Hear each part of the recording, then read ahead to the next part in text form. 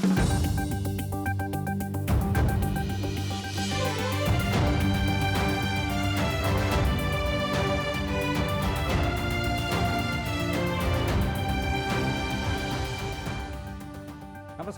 कान्तिपुर समाचारमा स्वागत छ।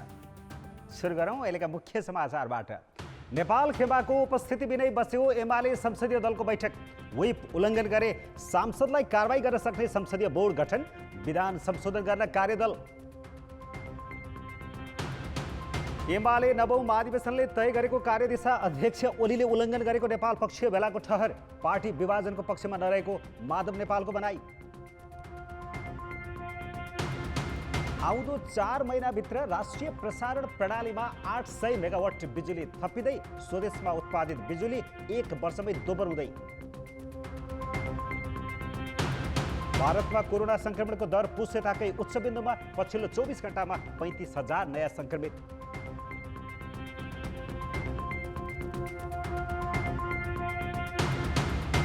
र राष्ट्रिय टिमको नेतृत्व सम्हालिरहेकै बेला बाल गोपाल महर्जन बने फ्रेन्चाइजी क्लबका प्रशिक्षक। एन्फामाथि नै नैतिकताको प्रश्न।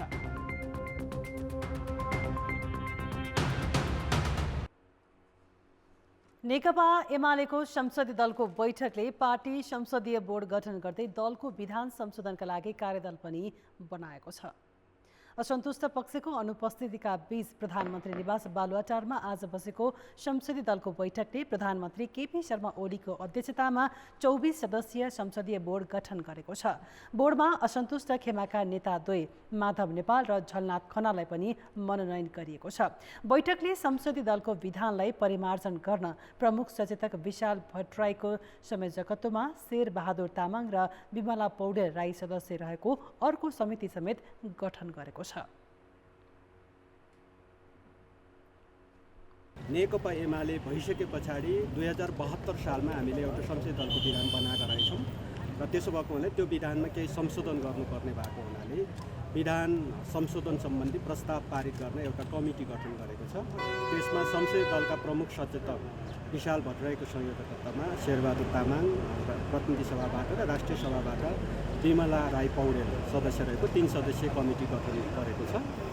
त्यस पछाडि अर्को निर्णय हामीले संसदीय बोर्ड गठन नभएको धेरै लामो समय भएको थियो र त्यसमा संसदीय बोर्ड आज 24 जनाको संसदीय बोर्ड गठन भएको छ। तत्कालीन एमाले र माओवादी केन्द्र एकीकरण भई नेकपा गठन हुँदा संसदीय बोर्ड बनाइएको थिएन। अहिले पार्टीभित्र कित्ताकाट बढ्दै जाँदा अध्यक्ष ओलीले आफू अनुकूल बोर्ड बनाएका हुन्। संसदीय बोर्ड सांसदहरूले पार्टी निर्देशन विपरीत काम गरेमा वा व्हिप उल्लङ्घन गरेमा कारबाही गर्न सक्ने निकाय हो। यसैगरी 2072 सालमा विधानलाई परिमार्जन कार्यदलका सबै सदस्य ओली पक्षका हुन्। बैठकमा अनुपस्थित हुनेलाई तत्काल कारबाही भने नगर्ने एस केमाले जनाएको छ। पार्टीको बैठक होइन, संसदीय दलको बैठक भएको हुनाले संसदीय दलको बैठकहरूमा अनुपस्थित के हुन्छ यसको बारेमा पछि नै छलफल हुन्छ। अहिले हामीले त्यो विषयको छलफल गरेका छैनौँ। तर बैठकमा प्रधानमन्त्री ओलीले यस्तै गतिविधि भइरहे सहन नसकिने बताएका थिए। बैठकमा कति सांसद सहभागी थिए भनेर कुनै जानकारी दिएको छैन। साथै बैठकको समाचार तथा दृश्य सङ्कलन गर्न पुगेका पत्रकारलाई पहुँच दिएको थिएन।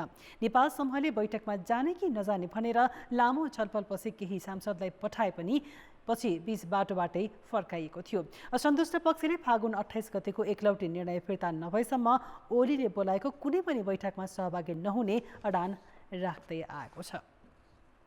नेकपा एमालेको असन्तुष्ट पक्षले अध्यक्ष केपी शर्मा ओलीले पार्टीको 9औं महाधिवेशनको कार्यदिशा उल्लङ्घन गरेको ठहर गरेको छ। ललितपुरमा 2 दिनसम्म चलेको नेपाल खनाल पक्षको राष्ट्रिय कार्यकर्ता भेलाले महाधिवेशनले निर्देश गरेको विधि र पद्धति अनुसार पार्टीलाई अघि बढाउने निर्णय गरेको हो। त्यसका लागि गाउँ तहसम्मै भेलाहरू आयोजना गर्ने र जनवर्गीय सङ्गठनहरूलाई क्रियाशील बनाउने निर्णय गरिएको छ। 17 बुँदे राजनैतिक प्रस्ताव पारित गर्दै भेलाले सर्वोच्चले बिउताइदिएको बिन्दुबाटै पार्टीलाई अघि बढाउनु पर्ने भन्दै अध्यक्ष ओली पक्षको एकलौटी निर्णयहरू स्वीकार नगर्ने प्रश्न पारेको छ। ओलीका एकलौटी कदम विरुद्ध दृढताका साथ उभिन कार्यकर्ताहरूलाई आह्वान समेत गरिएको छ। संसद पुनर्स्थापना गर्ने सर्वोच्चको फैसलाको स्वागत गर्दै भेलाले एमाले र माओवादी केन्द्रबीचको एकता बदर गर्ने फैसलाप्रति भने आपत्ति जनाएको छ। एमसीसी राष्ट्रिय हित अनुकूल हुनुपर्ने र असमान सन्धि सम्झौता पुनरावलोकन गरिनुपर्ने माग पनि भेलाले गरेको छ। भेला समापन समारोहलाई सम्बोधन गर्दै वरिष्ठ नेता माधव कुमार नेपालले आफूहरू पार्टी विभाजनको पक्षमा नभएको बताउँदै निकाल्नै खोजे पनि अन्तिम दमसम्म लड्ने बताएका छन्। त्यसको कार्यान्वयनको निम्ति अगाडि बढ्ने नम्बर 1। नम्बर 2, फागुन 23 गतेको सर्वोच्च अदालतको फैसलाबाट हाम्रो पार्टीको एकता भङ्ग भइसकेपछि नेकपा एमाले पुरानो अवस्थामा फर्केको छ र 2075 साल जेठ 2 गतेसम्म कायम भएका सम्पूर्ण पार्टी कमिटीहरू, जनवर्गीय सङ्गठनहरू, पेसागत सङ्गठनहरू, पार्टीका केन्द्रीय विभाग, सम्पर्क मञ्च लगायतका सम्पूर्ण त्यो 75 साल जेठ 2 गतेका कमिटीहरूलाई सक्रिय बनाउने र ती कमिटीलाई अगाडि बढाउने निष्कर्ष हामीले निकालेका छौँ। उनले पार्टीलाई विधि र पद्धतिमा चलाउन आफूहरूले जस्तोसुकै चुनौतीको सामना गर्न पनि तयार रहेको बताए। हिजोदेखि सुरु भएको नेपाल समूहको राष्ट्रिय भेलामा 5000 नेता कार्यकर्ता उपस्थित भएको यो समूहको दाबी रहेको छ। राजनीतिक रूपमा वर्तमान सरकार सङ्कट नजिक पुगे पनि नयाँ सरकार गठनको प्रक्रिया नै सुरु हुन कठिन बन्दै गएको छ। जनता समाजवादी पार्टीभित्र विवाद देखिएको भन्दै प्रमुख प्रतिपक्ष नेपाली काङ्ग्रेसले नै नयाँ सरकार गठनको बेला अझै नभइसकेको भनेपछि नयाँ सत्ता समीकरण थप अनिश्चित बनेको हो। माओवादी केन्द्रले नयाँ सरकार गठनको गृह कार्यमा लाग्ने निर्णय नै गरिसकेको छ। अनौपचारिक रूपमा उसले काङ्ग्रेस सभापति शेरबहादुर देउवालाई प्रधानमन्त्रीको रूपमा अघि पनि सारिसकेको छ। यसमा एमालेको माधव नेपाल खेमाले पनि साथ दिने वचन दिएको छ। तर संसदको चौथो ठूलो दल जसपाभित्र सत्ता गठबन्धनकै विषयलाई लिएर बैठक नै बस्न नसक्ने अवस्था आएको छ। नयाँ सरकार गठनमा सक्रिय हुने कि यही सरकारसँग सहकार्य गर्ने भन्नेमा शीर्ष नेताहरूबीच तीव्र मतभेद छ। बैठकको एजेन्डामै सहमति नभएपछि बिहिबारका लागि निर्धारित कार्यकारिणी बैठक अन्तिम समयमा स्थगित गरियो। काङ्ग्रेस नेताहरू यिनै गतिविधिलाई नयाँ सरकार गठनको राजनीतिक र संसदको अङ्कगणित नपुगेको भनिरहेका छन्। हामीले सरकार बनाउँदैनौँ भनेको पनि छैनौँ, तर सरकार बनाउने वातावरणको सुनिश्चितता हुन जरुरी छ। नेपाली काङ्ग्रेस जिम्मेवार पार्टी हो। नेपाली काङ्ग्रेसले परिपक्व ढङ्गले निर्णय गर्नुपर्छ। हामी त्यो कुरालाई हेरिराखेका छौँ, सरकार बन्ने सुनिश्चितता छ कि छैन। सरकार बन्ने सुनिश्चितता नभइकन त्यसै हाम फाल्ने कुरा उचित हुँदैन। काङ्ग्रेसले अपरिपक्व वातावरणमा अपरिपक्व ढङ्गले निर्णय गरेर, हतारमा निर्णय गरेर फुर्सदमा पस्ताउने काम गर्नुहुन्न। हामी फुर्सदले निर्णय गर्छौँ र परिपक्व निर्णय गर्छौँ। भनेको काङ्ग्रेसको नजरमा राजनीतिक रूपमा नयाँ सरकार गठनको मार्ग अझै बनिसकेका छैन, सुनिश्चितता भइसकेका छैन। संसदको संरचना हेर्दा काङ्ग्रेस र माओवादी मात्र मिलेर नयाँ सरकार बन्दैन। माओवादीले प्रधानमन्त्री केपी शर्मा ओली विरुद्ध काङ्ग्रेस सभापतिलाई प्रधानमन्त्रीको रूपमा अघि सारे पनि माओवादी र काङ्ग्रेसको गठबन्धनले मात्र बहुमत पुग्दैन। सिङ्गो जसपाको मत आवश्यक पर्छ। तर सरकार फेरबदलकै अवस्थामा जसपा फुट्न सक्ने काङ्ग्रेसको आकलन छ। अहिले सहयोगको बाचा गरे पनि विश्वासको मत लिने बेला पुरै जसपाको भोट नआउने शङ्का काङ्ग्रेस नेतृत्वमा देखिन्छ। गणितीय रूपमा चाहिँ नेपाली काङ्ग्रेस पार्टीले जबसम्म परिस्थिति सिङ्गै दलहरू रहेर सुनिश्चित ढङ्गले नेपाली काङ्ग्रेस पार्टीलाई नै प्रस्तावित गरेको अवस्था नबनिकन नेपाली काङ्ग्रेस पार्टीले प्रधानमन्त्री पदका लागि दौरा सुरुवालमा चाहिँ आइरन गरिहाल्ने चाहिँ बेला भएको छ भन्ने हामी मान्दैनौँ। र यतापट्टि जसपासँग रहेको गणित, त्यो गणित सम्पूर्ण रूपले सङ्गठित रहेरै नयाँ समीकरणको सन्दर्भमा पुग्नेछ भन्ने कुरामा हामी विश्वस्त छैनौँ।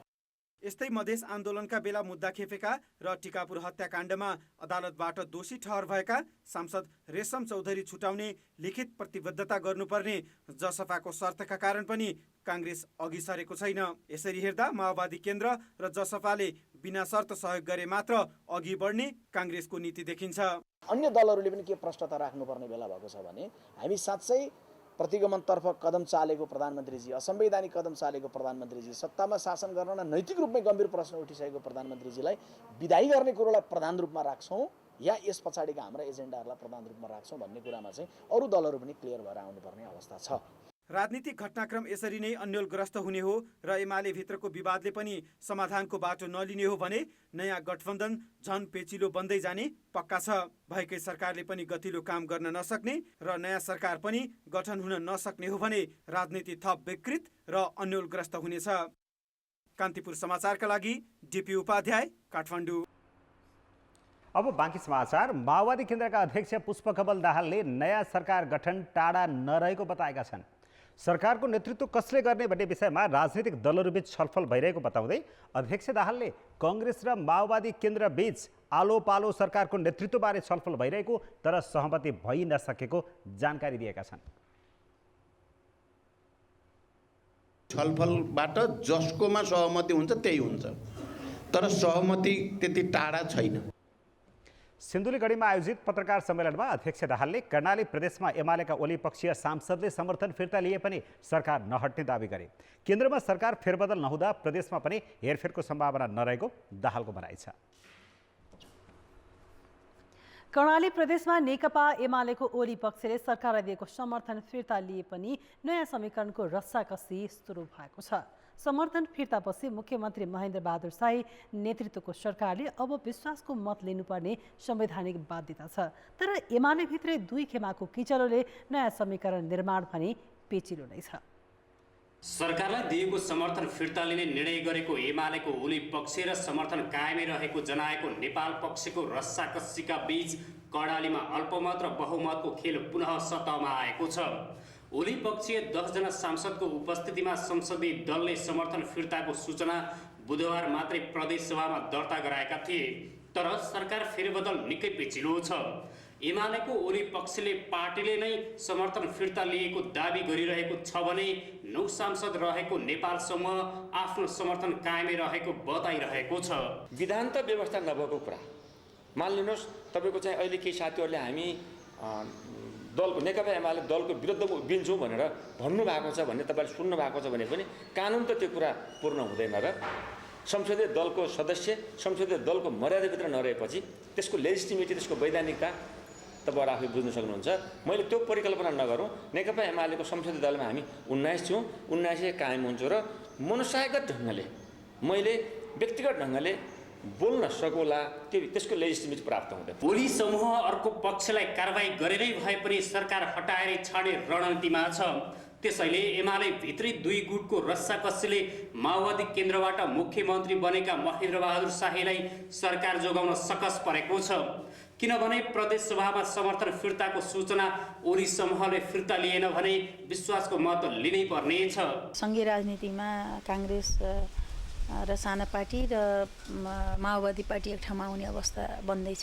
त्यो खालको सिनारियो देखिन्छ भने तल पनि हामीले त्यसरी जान सकिँदैन भन्ने कुरा त भएन नि। 40 सदस्यीय कर्णाली प्रदेशसभामा सरकार बनाउन 21 जना सांसद चाहिन्छ। समर्थन फिर्ता लिएका ओली पक्षमा सभामुख बाहेक एमालेका 10 सांसद छन्। यस्तै माओवादीका 13, काङ्ग्रेसका 6 र राप्रपाका 1 सांसद छन्। अहिले एमालेको ओली वा नेपाल पक्षको साथ बिना अरू सबै सांसदको समर्थन पाउँदा पनि बहुमत पुर्याउन सक्ने अवस्था छैन। यता समर्थन फिर्ता लिएको ओली पक्षले पनि नेपाल समूह वा माओवादीको सहयोग बिना सरकार बनाउन सक्दैन। अझै एमाले विवादको कानुनी निरूपण नहुँदासम्म नयाँ गठबन्धन निर्माण झनै सहज छैन। कान्तिपुर समाचारका लागि क्यामेरामा नवीन शाहीका साथ कमल पन्त र पूर्णबहादुर खड्का, सुर्खेत। प्रधानमन्त्री केपी शर्मा ओलीले पार्टी र सत्ता दुवैतिर पकड जमाएपछि असन्तुष्ट खेमाका नेता माधव नेपाल र उनको समूह राजनीतिक चेपुवामा परेको छ। जतिसुकै अलोकप्रिय र कठोर कदम चाल्न पनि पछि नपर्ने एमाले अध्यक्ष ओलीको कदम नेपाल समूहलाई निल्नु न उकाल्नु जस्तै भएको छ। यस्तो अवस्थामा अब नेता नेपाल कसरी अघि बढ्लान् त? नेकपा हुँदा होस् वा सर्वोच्चको फैसलाले एमाले भिउत्याएपछि सत्तारूढ दलका प्रमुख नेतामध्ये सबैभन्दा चेपुवामा परेका छन् माधव कुमार नेपाल। माओवादीसँग एकता गर्दा सुरुमा प्रधानमन्त्री एवं पार्टी अध्यक्ष केपी शर्मा ओली अर्का अध्यक्ष पुष्पकमल दाहालसँग मिले भने नेपाल र उनको पक्षलाई पार्टीदेखि सत्ता संरचनामा व्यवस्था गरे। त्यसैले पछिल्लो चरणमा नेपालले दाहालसँग मिलेर ओलीको एकलौटीलाई रोक्न खोजेका थिए। तर पार्टी र सत्ता दुवैतिर बलियो पकड बनाएका ओलीलाई दाहाल नेपाल पक्षले चुनौती दिए पनि रोक्न भने सकेनन्। अहिले जब एमाले भिउतियो, एमाले पूर्ववत संरचना अनुसार अगाडि बढ्न नसक्ने गरी ओलीले भत्काइसकेका छन्। त्यसैले संस्थापन इतर पक्षको राष्ट्रिय भेला बोलाएर नेता नेपालले असन्तुष्टि र आक्रोशको फेहरिस्त नै पेश गरे। उनले भनिरहेका छन्, ओलीको एकलौटी विरुद्ध अन्तिमसम्म लड्छु। हाम्रो भेला थाहा हुँदाहुँदै यही दिनमा बैठक गर्नुपर्छ? दुनियाँलाई थाहा भएको हो भनेर त न्यु खोजेको देखिएन। सबैलाई थाहा छ कि नेकपा एमालेको शक्तिको देशव्यापी रूपमा देशभरिबाट आएका कार्यकर्ताहरूको बृहत कार्यकर्ता भेला भइरहेको छ। 2 दिने भेला हो यो। यदि थाहा हुँदै पनि न्युज खोज्ने गरी अनि बैठक बस्ने, त्यो पनि बालवाटार उहाँको निजी निवासमै, अहिले प्रधानमन्त्री निवासमै जानुपर्ने। हुन त केन्द्रीय कमिटीमा चौतर्फी मनोनयन र विधान संशोधनका विरुद्धमा नेपाल खेमा निर्वाचन आयोगमा पुगेको छ। कार्यकर्ता भेला गरेर गाउँसम्म समानान्तर संगठन बनाउने तयारी पनि छ। तर संसदीय दल र केन्द्रीय समितिमा ओलीले पकड धेरै बलियो बनाएका छन्। त्यसैले समानान्तर गतिविधिलाई रोक्ने र कारबाहीसम्मको तयारीमा सस्तापन देखिन्छ। ओलीले पेलेरै जाने रणनीति लिए नेता नेपाल र उनको पक्षलाई पार्टी कमिटीमा आफ्ना भनाइ राख्न समेत अप्ठ्यारो हुनेछ। विगतमा आफूले पार्टी नेतृत्व गर्दा नेपालले कहिले ओलीलाई त कहिले झलनाथ खनाल, सीपी मैनाली, वामदेव गौतम लगायत नेताहरूसँग मिलेर पार्टीमा एकछत्र जस्तै गरेका थिए। त्यतिखेर ओली किनारामा परेका थिए। अहिले ओलीले त्यसैको रिस फेरेको देखिन्छ। यो स्थितिमा 9औं महाधिवेशनको कार्यदिशा र कमिटीहरूलाई क्रियाशील गर्न सक्नु नेता नेपालका लागि सबैभन्दा उत्तम विकल्प देखिन्छ। यो माधव र झलनाथ खनालको टिमले गर्न पर्ने एउटा काम चाहिँ के हो भन्नुहुन्छ भने, ओलीले यो गरेनन्, ओलीलाई हामीले सरकारमा पुर्याउँदाखेरि यो कुरा भएनन् भन्ने खालको कुरा गर्ने हो भने पनि उहाँहरूले आफ्नो प्रोग्राम, आफ्नो कार्यक्रम चाहिँ के थियो त, उहाँहरूले चाहेका कुराहरू के थिए त, अब फेरि चाहनु हुने कुरा के हुन् त भन्ने बारेमा वा मुलुकलाई कस्तो कार्यदिशा दिएर जान सक्ने खालको एउटा वातावरण बनाउने त भन्ने बारेमा उहाँहरूको ठोस कार्यक्रम अझै पनि आएको देखिँदैन। उहाँहरूको त्यो 17 बुँदेमा पनि तपाईँको चाहिँ यी कुराहरू देखिँदैनन्। त्यस हिसाबले उहाँहरूले अलिकति प्रष्ट हुन जरुरी छ। यदि कार्यकर्ता तहमा उहाँहरूले तपाईँको चाहिँ आफ्नो समर्थन बरकरार राख्ने हो भने त्यो खालको कुराकानीहरू गर्न जरुरी हुन्छ। एमाले विवाद यही अवस्थामा अघि बढे समानान्तर अभ्यास र विभाजनकै बाटो नै लिने देखिन्छ। त्यो अवस्थाको अबजस नेता नेपालमाथि त पर्ने छ नै, उनको राजनीतिक भविष्य कतै पूर्व मालेको झैँ हुने त होइन भन्ने संशय पनि कतिपयमा छ। तर बलियो संगठन र प्रभावशाली नेताको साथ भएकाले नेपाललाई सहजै गलाउन भने ओलीले सक्ने छैनन्। कान्तिपुर समाचारका लागि क्यामेरामा श्याम श्रेष्ठका साथ पर्वतराज घिमिरे र दीपक आचार्य, काठमाडौँ। अपेक्षित मात्रामा खोपको जोहो हुन नसकेपछि कोरोना विरुद्धको खोप अभियान बिचमै रोक्नु परेको छ। रोकिएको अभियान कहिले सुरु हुन्छ? स्वास्थ्य मन्त्रालयसँग नै जवाब छैन। भारतले अनुदानमा 10 लाख डोज दिएपछि सरकारले माघ 14 मा कोरोना विरुद्ध खोप लगाउन सुरु गरेको थियो। त्यसयता करिब 17 लाखले खोप लगाएका छन्। पहिलो प्राथमिकतामा अग्रपंक्तिको जनशक्ति र दोस्रो प्राथमिकतामा 65 वर्षमाथिका ज्येष्ठ नागरिकलाई खोप दिइएको हो। दोस्रो प्राथमिकतामा 18 लाखलाई खोप दिने भनिए पनि सबैले खोप पाएनन्। 12,34,000ले मात्र खोप पाए। थप जोहो नभएको र तत्कालै हुने सम्भावना पनि नरहेका कारण बाँकीको पालो नआउँदै स्वास्थ्य मन्त्रालयले अभियान स्थगित गरेको हो। बाँकी रहेको खोपले हाम्रो अरू ठुलो समूहलाई नपुग्ने भएको हुँदा हामीले दोस्रो प्राथमिकता जुन 55 वर्षभन्दा माथिको उमेर समूहलाई दिने भनेका थियौँ, त्यो समूहलाई नपुग्ने भएको हुँदा हामीले अहिले स्थगित गऱ्यौँ र अब बाँकी रहेको खोप चाहिँ पहिलो प्राथमिकतामा पहिलो खोप पाउनु भएका, पहिलो मात्रा खोप पाउनु भएको हाम्रो अग्रपंक्तिमा खटिने स्वास्थ्य कर्मीहरू लगायत 4,38,000 को सङ्ख्यालाई हामीले दोस्रो मात्रा दिने गरी अहिले तयारी गरेका छौँ। भारतले अनुदानमा दिए बाहेक सरकारले 10 लाख डोज किनेर ल्यायो। यस्तै कोभ्याक्स सुविधा अन्तर्गत 3,48,000 डोज खोप आयो। सरकारले अग्रिम भुक्तानी दिएको 1 महिना भए पनि 10 लाख डोज खोप कहिले आउँछ यकिन छैन। भारतको सिरम इन्स्टिच्युटसँग थप 50 लाख खोप किन्ने योजना अलपत्रै छ। त्यसैले 7.5 लाख डोज बाँकी रहे पनि त्यो पहिलो खोप लगाइसकेकालाई दिनुपर्ने छ। दोस्रो डोज वैशाख 7 देखि 11 गतेसम्म लगाउने भनिएको छ। तर पहिलो डोज लगाएका 65 वर्ष माथिकाले दोस्रो डोज र अरूले पहिलो डोज खोप कहिले पाउँछन्? मन्त्रालयसँग नै स्पष्ट जवाब छैन। समयमै खोप खरिद गर्न नसकेको र कूटनीतिक पहल फितलो भएको परिणाम यो स्थिति आएको जानकारहरूको बुझाइ छ। पहिलेकै म्यानेजमेन्ट चाहिँ राम्रो भएन। म्यानेजमेन्टको त कतिसम्म विकनेस देखियो भनेदेखि तपाईँको 80% पूर्व अगाडि नै भुक्तानी दिँदाखेरि सम्मत पनि भ्याक्सिन ल्याउन सक्दैन भनेदेखि त टोटली फेलर हो। स्वास्थ्य मन्त्रालय मात्रै होइन, परराष्ट्र मन्त्रालयको पनि डिप्लोमेसी विकनेस देखियो यसमा। सरकारले सिरम इन्स्टिच्युट बाहेक अन्य कम्पनीसँग खोप खरिदका लागि पहलै गरेको छैन। यस्तै सरकारी उदासीनताकै कारण चीनले अनुदानमा दिने भनेको 8 लाख खोप उतै रोकिएको छ। कान्तिपुर समाचारका लागि कृपाल गौतम, काठमाडौँ।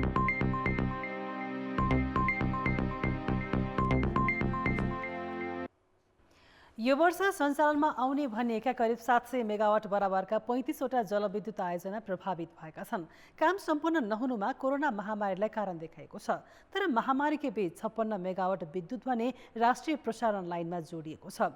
अरू 750 मेगावाट बिजुली आउँदो 4 महिनाभित्र थपिँदैछ। लक्ष्यअनुसार काम भए यो एकै वर्षमा स्वदेशमै बिजुली उत्पादन दोब्बर हुनेछ। राष्ट्रिय गौरवको माथिल्लो तामाकोसी जलविद्युत आयोजना आउँदो असारभित्रै उत्पादनमा जाने भएको छ। 456 मेगावाट क्षमताको यस आयोजनाका जटिल प्रकृतिका सबै काम सकिएको र आवश्यक सामग्री पनि आइसकेर जडान मात्र बाँकी रहेकाले असारभित्र उत्पादनमा जाने निश्चित भएको नेपाल विद्युत प्राधिकरणको भनाइ छ। यस आयोजनाको पहिलो युनिटबाट त 56 मेगावाट बिजुली वैशाखदेखि उत्पादन गर्ने लक्ष्य छ। यस्तै 42 मेगावाटको मिस्त्री खोला, 22.2 मेगावाटको अप्पर चाकु, 25 मेगावाटको सिंगटी तथा 52 मेगावाटको दोर्दी र माथिल्लो दोर्दी पनि असारसम्म उत्पादनमा जानेछन्। प्राधिकरणका अनुसार यो आर्थिक वर्ष असारसम्म थप 19वटा आयोजना राष्ट्रिय प्रसारण लाइनमा जोडिनेछन्। ती मध्ये 4.4 मेगावाटको कास्कीको विजयपुर 2, धनुषाको 10 मेगावाटको मिथिला सोलार र 25 मेगावाटको नुवाकोट सोलार अहिले परीक्षणको क्रममा छन्। परीक्षण सफल भए ती आयोजनाको बिजुली 15 दिनपछि प्रसारण लाइनमा जोडिनेछ। यो आर्थिक वर्षमा 77-78मा हामीले करिब 1500 मेगावाट जति हाम्रो सिस्टममा थप गर्ने हाम्रो योजना थियो। तर यहाँले भने जस्तै कोरोना महामारीको कारणले विविध हरेक विकास निर्माणमा यसले चाहिँ नकारात्मक प्रभाव पारेको छ। त्यसले गर्दा यो जलविद्युत क्षेत्र पनि अछुतो रहने कुरै भएन। यस कारणले गर्दाखेरि त्यसको महामारीको नकारात्मक असरले गर्दाखेरि झन्डै आधा अथवा 750-800 मेगावाट मात्रै हामी यसपालि सिस्टममा जोड्ने हाम्रो लक्ष्य छ। त्यसमध्ये करिब 55-56 मेगावाट जति अहिलेसम्म हामीले महामारीको बिचमा पनि यो अनवरत काम गरेर सिस्टममा जोडिसकेका छौँ। यो आर्थिक वर्ष 1500 मेगावाट बराबरका आयोजना सम्पन्न गर्ने लक्ष्य लिएकामा 700 मेगावाट बराबरका 35 आयोजना पूरा नहुने भएका छन्, जसका कारण प्राधिकरणले लक्ष्य संशोधन गरेर 800 मेगावाटमा छारेको छ। त्यसमध्ये बुटोल पावर, नामार्दुन मादी, घट्टे खोला, रावा खोला लगायत आयोजना सम्पन्न भएर पनि राष्ट्रिय प्रसारण लाइनमा जोडिसकेका छन्। यो वर्ष नयाँ थपिएको बिजुली 56 मेगावाट पुगेको छ। कोरोना महामारीका कारण विदेशबाट ल्याउनुपर्ने जनशक्ति र उपकरण ल्याउन नसक्दा अझै सामान्य अवस्थामा जस्तो काम गर्न नसकेको उत्पादकहरूको अनुभव छ। थुप्रै प्रोजेक्टहरूमा चाहिँ चाइनिज टेक्निसियन चाहिँ जस्तो इन्डियन टेक्निसियनको अलिकति सहज छ। इन्डियन टेक्निसियनहरू अब लेबरहरू आइरहेका छन् र त्यो के अरे कोरोना टेस्टको हेर्दाखेरि आइरहेका छन्, त्यहाँको टेस्टको सर्टिफिकेट लिएर। र चाइनिज टेक्निसियनहरू चाहिँ अझै पनि त्यति सहज हुन सकेका छैनन् र त्यसले गर्दाखेरि थुप्रै प्रोजेक्टहरू रोकिरहेका छन्, किनकि त्यहाँ भ्याक्सिन नआनिकन आइहाल्न दिँदैन रहेछ। र त्यसले गर्दाखेरि अब सबैलाई सहज भइसकेको छैन भ्याक्सिन, होइन। त्यसले गर्दाखेरि कुनै कुनै प्रोजेक्ट अहिले पनि सफर भइरहेका छन्। तर लोकल स्टाफहरू काम गर्ने लेबरहरूको त्यसको चाहिँ त्यति ठुलो समस्या भएको छैन। अहिले सजिलै छ, ब्याङ्किङहरू पनि सजिलै छ अहिले यो कोरोना पछिको कुरा गर्दाखेरि। अहिले देशभित्र उपभोग भइरहेको बिजुली मध्ये आधाभन्दा बढी भारतबाट आयात गरिन्छ। 648 मेगावाट मात्र देशभित्र उत्पादन भइरहेको छ भने 680 मेगावाट भारतको भर पर्नुपर्छ।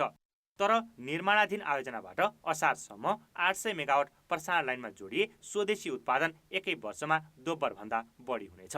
कान्तिपुर समाचारका लागि क्यामेरामा राजेन्द्र महर्जनका साथ सुदिल पोखरेल, काठमाडौँ। शेयर बजार मापन गर्ने परिसूचक आज 43 अङ्कले बढेको छ। व्यापार बाहेकका 12वटा समूहले परिसूचक बढाएर 2475 अङ्कमा पुर्याएका हुन्। जीवन बीमा समूहको परिसूचक सबैभन्दा धेरै 415 अङ्कले बढेको छ। यस्तै निर्जीवन बीमाको 191, उत्पादनमूलक समूहको 162, होटल समूहको 113, लघु वित्त समूहको 103, अन्य समूहको 41 र बैंक समूहको परिसूचक 26 अङ्कले बढेको छ। व्यापार समूहको परिसूचक भने 39.6 अङ्कले घटेको छ। बजारमा आज 4 अर्ब 66 करोड 18 लाख रुपियाँको सेयर कारोबार भएको छ। कारोबार रकमका आधारमा भने आज नेपाल बङ्गलादेश बैंक अग्रस्थानमा स्थानमा रह्यो। यो कम्पनीको 76 करोड 76 लाख रुपियाँको सेयर किनबेच भएको नेपाल स्टक एक्सचेन्जले जनाएको छ। अब जनमतको अन्तिम परिणाम। जनमतमा हिजो हाम्रो प्रश्न थियो, केही करोड लगानी भित्राएर अरबौं लाभांश विदेश लगिएको तथ्याङ्कले के सङ्केत गर्छ? ए लगानीको राम्रो वातावरण, बी उद्योगमा उत्साह र सी अस्वाभाविक आँकडा। जनमतको अन्तिम परिणाम यस्तो छ, ए लगानीको राम्रो वातावरणमा 25%, बी उद्योगमा उत्साहमा मात्रै 8% र सी अस्वाभाविक आँकडामा 67%। अब जनमतमा आजको प्रश्न। जनमत प्रश्न छ, राष्ट्रिय फुटबल टिमका प्रशिक्षकले क्लबको नेतृत्व सम्हाल्नुलाई के भन्नुहुन्छ? ए विकल्प नहुँदाको उपज, बी आर्थिक बाध्यता र सी नैतिकताको खडेरी।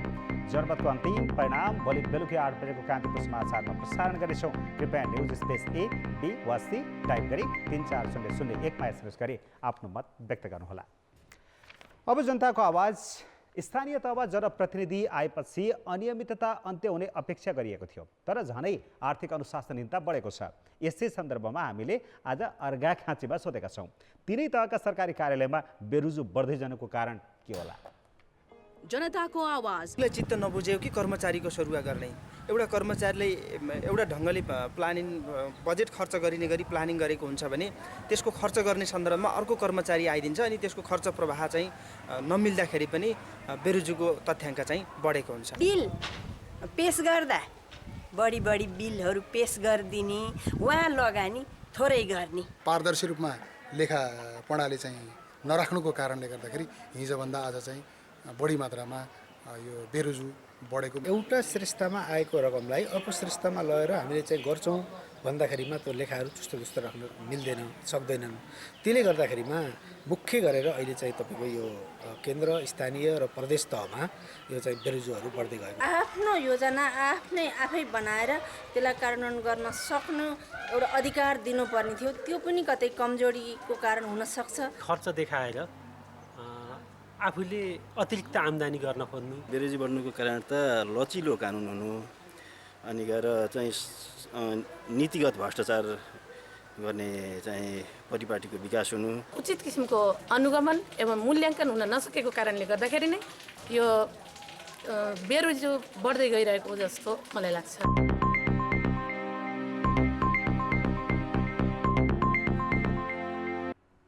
पशुपतिनाथ परिसरभित्रका मठ मन्दिर तथा सत्तलको मर्मत सम्भार र पुनर्निर्माण मौलिक शैलीमा हुनुपर्ने माग राख्दै सरकारवालाहरूले ध्यानाकर्षण गराएका छन्।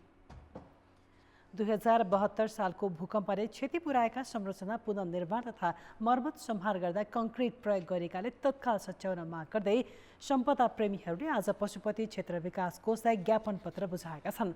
भइरहेको पुनर्निर्माण प्राचीन स्मारक संरक्षण र वातावरण कानुन विपरीत भएको उनीहरूको भनाइ छ।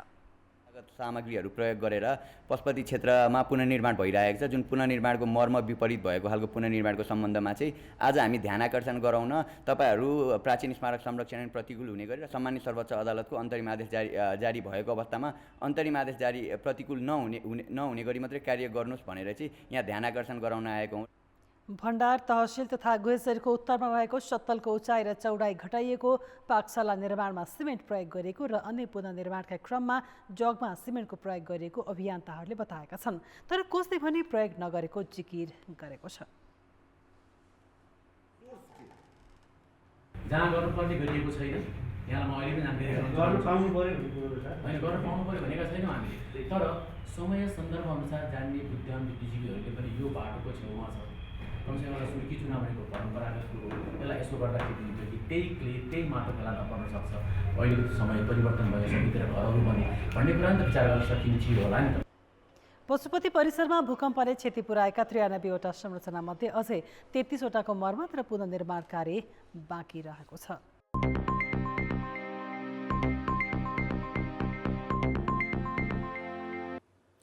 नमस्कार, कान्तिपुर खेलकुद समाचारमा स्वागत छ।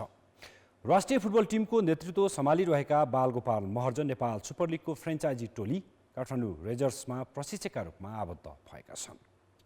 बालगोपालले आज काठमाडौँ रेजर्ससँग प्रशिक्षकको भूमिका निर्वाह गर्ने सम्झौता गरेका हुन्। विश्व फुटबलमा भने राष्ट्रिय टोलीको प्रशिक्षकको जिम्मेवारी लिएका बेला क्लबको नेतृत्व सम्हाल्न पाइँदैन। राष्ट्रिय टिमका प्रशिक्षकले नैतिकताका आधारमा पनि अरू जिम्मेवारी सम्हाल्दैनन्। अखिल नेपाल फुटबल सङ्घले भने सुपर लिग आधिकारिक प्रतियोगिता नभएकाले केही फरक नपर्ने प्रतिक्रिया दिएको छ। बालगोपालले यस विषयमा हल्का जवाफ दिए। सन् 2018 को फिफा विश्वकपमा स्पेनका प्रशिक्षक जुलियन लेपेटेगुई रियल मड्रिडको प्रशिक्षक बन्न तयार भएपछि 2 दिनमै बर्खास्त भएका थिए। काठमाडौँ रेजर्सले राष्ट्रिय टिमका गोलकिपर पिकेश कुथुलाई मार्की खेलाडी घोषणा गरेको छ। विराटनगर सिटीले पनि आजै मार्की खेलाडी सार्वजनिक गरेको छ। उसले राष्ट्रिय टिमकै रजिन धिमाललाई मार्की खेलाडी बनाएको हो। धनगढीले नाइजेरियाका तेपे फुजालाई प्रशिक्षकमा नियुक्त गरेको छ। उनले यसअघि ए डिभिजन क्लब मनाङ मर्साङ्दी र मछिन्द्र क्लबलाई सम्हालेका थिए। लिगका लागि भोलि अक्सन हुँदैछ। अक्सनको सूचीमा 158 खेलाडी रहेका छन्। तीमध्ये ए श्रेणीमा 35, बी श्रेणीमा 65 र सी श्रेणीमा 58 जनालाई राखिएको छ। अक्सनबाट हरेक टिमले 14 खेलाडी लिन पाउनेछन्। वैशाख 11 देखि हुने लिगमा 7 टिमले प्रतिस्पर्धा गर्दैछन्। त्रिदेशीय कप मैत्रीपूर्ण फुटबल प्रतियोगिताको विजेताले $5000 अमेरिकी पुरस्कार पाउने भएको छ। अखिल नेपाल फुटबल सङ्घ एन्फाले प्रतियोगितामा दर्शकलाई पनि रङ्गशालामा प्रवेशको अनुमति दिने निर्णय गरेको छ। आयोजक एन्फाले आज पत्रकार सम्मेलन गरी प्रतियोगिताका विजेताले $5000 र उपविजेताले $3000 अमेरिकी पुरस्कार पाउने जानकारी दिएको। उत्कृष्ट एक खेलाडीले $500 पाउनेछन्। नेपाल, बङ्गलादेश र किर्गिस्तान बीचको प्रतियोगिता चैत 10 गतेदेखि हुँदैछ। नेपाल र बङ्गलादेशले राष्ट्रिय टिमलाई सहभागी गराउनेछन्। किर्गिस्तानले भने ओलम्पिक टिम अर्थात् 23 वर्ष मुनिका खेलाडीलाई प्रतिस्पर्धामा उतार्ने एन्फाले जनाएको छ। नेपाल र बङ्गलादेश बीच हुने खेललाई फिफाले अन्तर्राष्ट्रिय मैत्रीपूर्ण खेलको मान्यता पनि दिएको छ। दशरथ रङ्गशालामा राष्ट्रिय टिमले 6 वर्षपछि अन्तर्राष्ट्रिय फुटबल खेल्न लागेको। 2076 मङ्सिरमा दक्षिण एसियाली खेलकुद अन्तर्गत फुटबलका प्रतिस्पर्धा रङ्गशालामा नै भए पनि 23 वर्ष मुनिका खेलाडीले मात्र भाग लिएका थिए। राष्ट्रिय टिम भने सन् 2015मा विश्वकप छनौट अन्तर्गत भारतसँग खेले यता दशरथ रङ्गशालामा उत्रिएको छैन। एन्फाले 15,000 दर्शक क्षमताको रङ्गशालामा 12,000 टिकट बिक्री गर्ने भएको छ। टिकटको मूल्य 700 र 1500 तोकिएको छ। 6 दिन चल्ने प्रतियोगितामा 1 करोड खर्च हुने अनुमान गरिएको छ। खेलका लागि राष्ट्रिय टिमको घोषणा गर्न बाँकी छ। नेपालले आफ्नो पहिलो खेल 12 गते किर्गिस्तानसँग खेल्नेछ। यो प्रतियोगिताका लागि बङ्गलादेश आजै नेपाल आइपुगेको छ। 6औं संस्करणको विराट गोल्ड कप चैत 26 गतेदेखि गरिने भएको छ। विराटनगर स्थित शहीद रङ्गशालामा हुने गोल्ड कपमा 10 टिमले प्रतिस्पर्धा गर्नेछन्। आयोजक विराट गोल्ड कप फुटबल ट्रस्टले आज पत्रकार सम्मेलन गरी नेपालका अलावा भारत र क्यामरुनका टिमले पनि प्रतियोगितामा भाग लिने जानकारी दिएको छ। स्थानीय विराटनगर 11लाई विराटनगर महानगरले प्रायोजन गर्ने भएको छ। प्रतियोगितामा 1 करोड 25 लाख रुपियाँ खर्च हुने आयोजकको अनुमान छ। उपाधि विजेताले 15,15,000 र उपविजेताले 7,51,000 रुपियाँ पाउनेछन्। सर्वोत्कृष्ट खेलाडीलाई मोटरसाइकल दिइने आयोजकले जनाएको छ। रात्रिकालीन प्रतियोगिता वैशाख 4 गतेसम्म सञ्चालन हुनेछ। कान्तिपुर खेलको समाचार अहिले यति नै। अब मौसम सम्बन्धी जानकारी।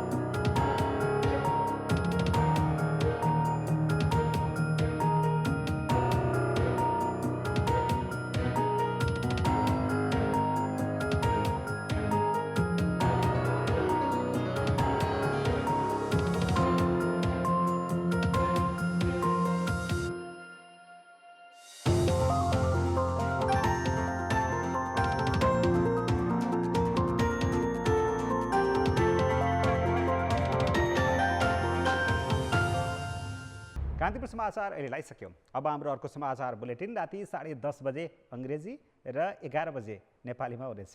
कान्तिपुर टेलिभिजन हेर्दै गर्नुहोला। नमस्ते।